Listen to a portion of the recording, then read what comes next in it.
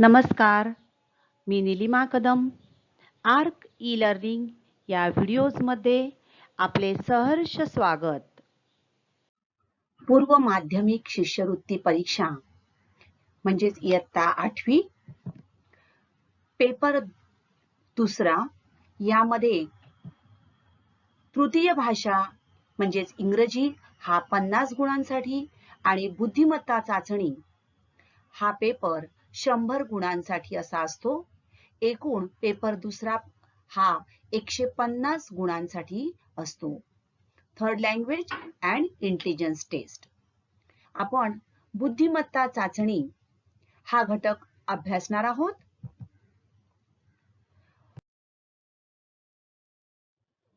शिष्यवृत्ती मधील आपला पुढचा घटक आहे घटक क्रमांक 4 क्रम सिरीज. क्रम या घटकासाठी 12% इतका भारांश दिलेला आहे. म्हणजेच यामध्ये 6 प्रश्न असतात. प्रत्येक प्रश्न 2 गुणांचा. याप्रमाणे 12 गुणांसाठी क्रम या घटकावर शिष्यवृत्ती परीक्षेमध्ये प्रश्न विचारले जातात. क्रम सिरीज या घटकामध्ये आजचा आपला उपघटक आहे आकृत्या. 4.2 फिगर्स. आकृत्यांमध्ये कशा प्रकारे क्रम आपल्याला बघायचा असतो त्या संबंधी आपण या भागामध्ये माहिती घेणार आहोत. तर आकृत्या यामध्ये असणारा क्रमसंबंध.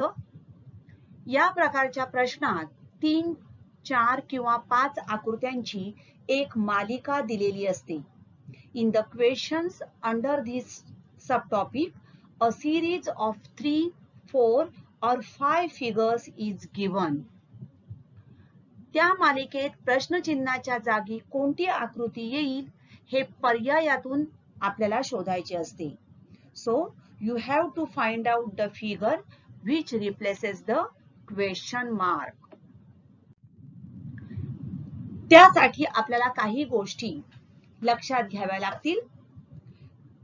तर आकृत्यांच्या मालिकेमध्ये पहिल्या आकृतीपासून क्रमाने बदल होत होत एक शेवटची आकृती तयार होते.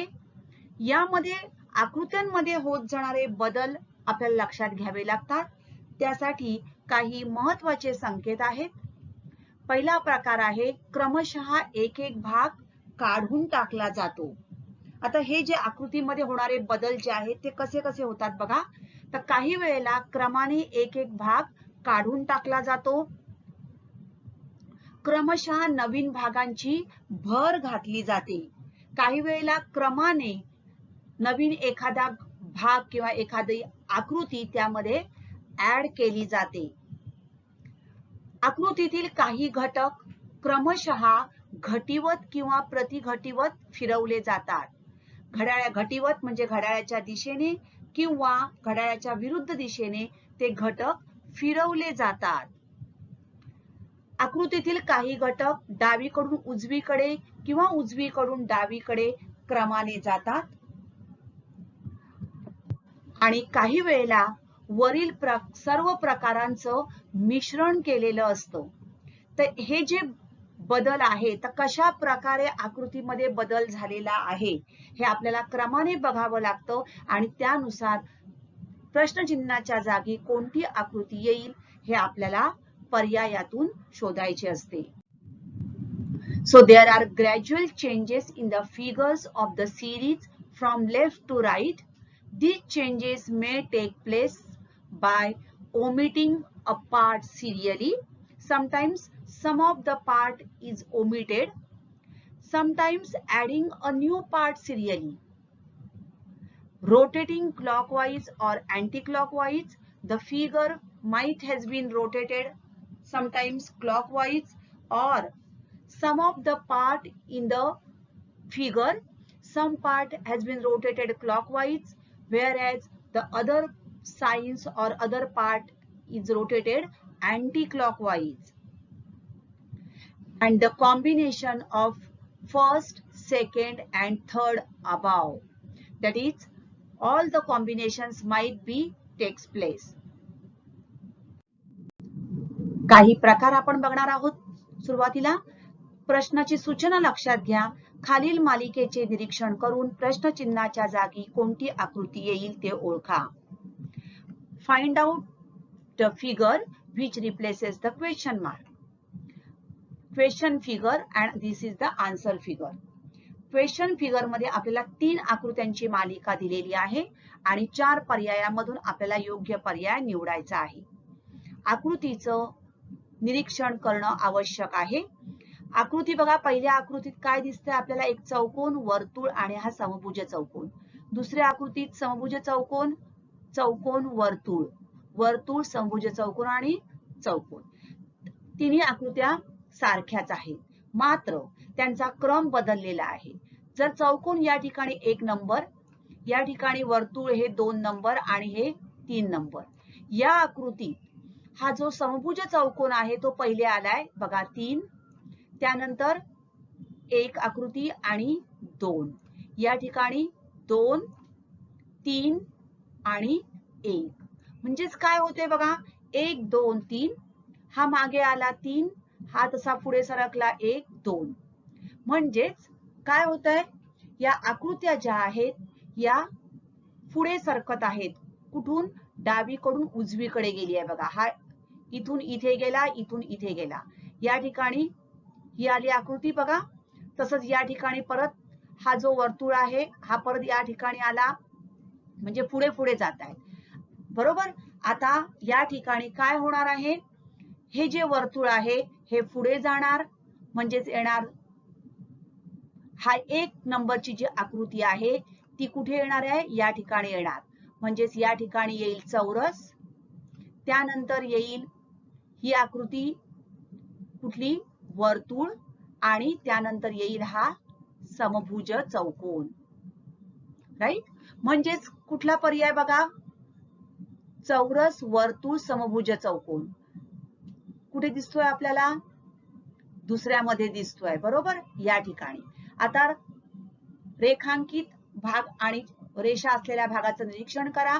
या ठिकाणी रेषा असलेलं हे वर्तुळ आणि हा छायांकित भाग. या आकृतीत हा मागे आलाय, उजवीकडून डावीकडे मागे आला बघा, मागे, हा पण मागे. या ठिकाणी परत हा मागे आणि हा कुठे गेला? मागे, म्हणजे या ठिकाणी पुढे गेला. आता या ठिकाणी काय होणार आहे? हा भाग परत मागे येणार आहे, बरोबर, आणि हा रेखांकित भाग पुढे जाणार आहे. म्हणजेच हा जो भाग मागे येईल, इथे आला बघा वर्तुळ, आणि हा भाग परत मागे गेला, म्हणजेच इथे आला. म्हणजेच काय झालेलं आहे, तर आकृत्या डावीकडून उजवीकडे जातात, तर रेषा असलेला व रंगविलेला भाग उजवीकडून डावीकडे जात आहे. So designs move from left to right and the right, while the shading pattern changes in the reverse order. Therefore, the correct option will be option number 2. Okay. दुसरा प्रकार बघूया. प्रश्न आकृतीमध्ये 3 आकृत्या आपल्याला दिलेल्या आहेत आणि आपल्याला आन्सर फिगर्स, पर्याय आकृत्या दिलेल्या आहेत. योग्य पर्याय आपल्याला निवडायचा आहे. या ठिकाणी एक चौकोन आणि बाण दिसतोय. तिन्ही आकृत्यांमध्ये आहे. येस. मात्र बाणाची दिशा बघा, निरीक्षण करा. बाणाची दिशा या ठिकाणी वरच्या बाजूला, या ठिकाणी डावीकडे, या ठिकाणी खाली. म्हणजेच काय झालेलं आहे, तर या ठिकाणी इथे आली, परत इथे आली, म्हणजेच इथे गेली, त्यानंतर इथून इथे आली. आता इथून कुठे जाणार आहे? इथे जाणार आहे. राईट. या ठिकाणी म्हणजेच प्रत्येक वेळेला आकृती चौकोन तोच राहतोय. म्हणजेच फर्स्ट किंवा 2 या दोघांपैकी आपल्याला एक शोधायची आहे. मात्र लक्षात घ्या, हा जो बाण आहे हा बाण घड्याळाच्या विरुद्ध दिशेने प्रतिघटीवत फिरत आहे. म्हणजेच येणार option number 2. That is option number 2 is the correct answer. कारण बाणाचे टोक 90 अंश घड्याळाच्या विरुद्ध दिशेने फिरते. 90 अंशातून हे बाणाचं टोक फिरत आहे. So the arrow rotates through 90 degree in anti-clockwise direction. Therefore, correct answer will be option number 2. तिसरा प्रकार बघूया आपण. पुन्हा आपल्याला या ठिकाणी 4 आकृत्या दिलेल्या आहेत बघा आणि 4 आकृत्यांची मालिका दिलेली आहे. 5व्या प्रश्नचिन्हाच्या ठिकाणी 5वी आकृती कोणती येईल ते आपल्याला शोधायचं आहे. बरोबर.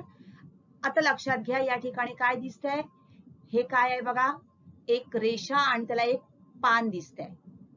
पहिल्या आकृतीत एक पान, दुसऱ्या ठिकाणी हे पान वाढलेलं आहे दुसऱ्या बाजूला विरुद्ध दिशेला, right.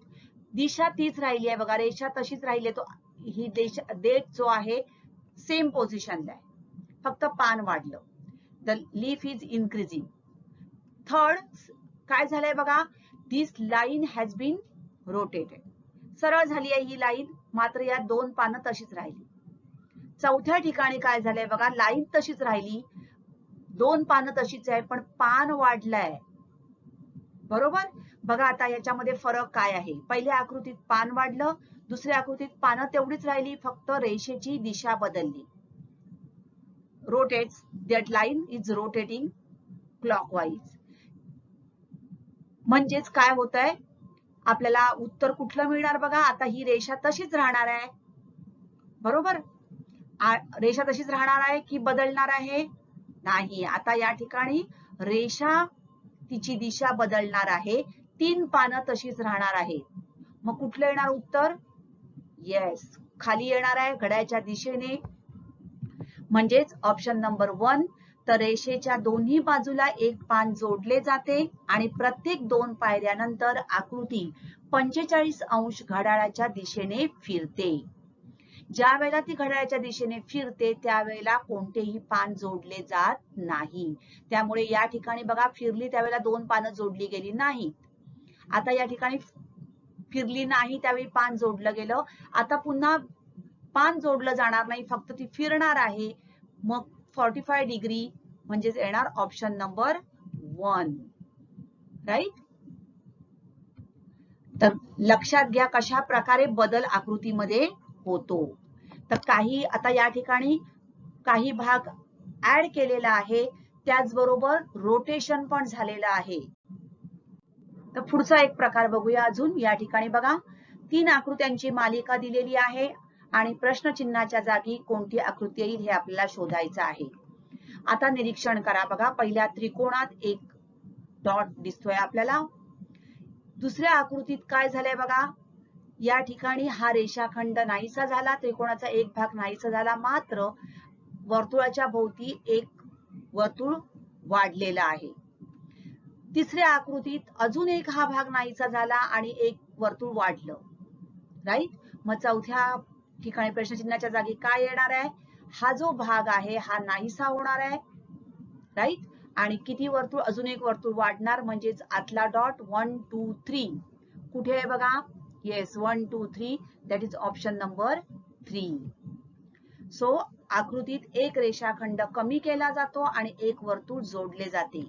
1 line segment is deleted and 1 circle is added. काही भाग ओमिट होतो, काही भाग ऍड केला जातो, त्यानुसार उत्तर आलं ऑप्शन नंबर 3. काय झालेलं आहे, वर्तुळाच्या एक ही रेषाखंड जो कमी झाला आणि एक वर्तुळ वाढलं. पुढचा प्रकार बघूया आपण. आपल्याला प्रश्न आकृती दिलेली आहे आणि ही आहे आपली उत्तर आकृती. आता आकृतीचं निरीक्षण करा. 4 आकृत्या आहेत आणि 5वी आकृती आपल्याला शोधायची आहे.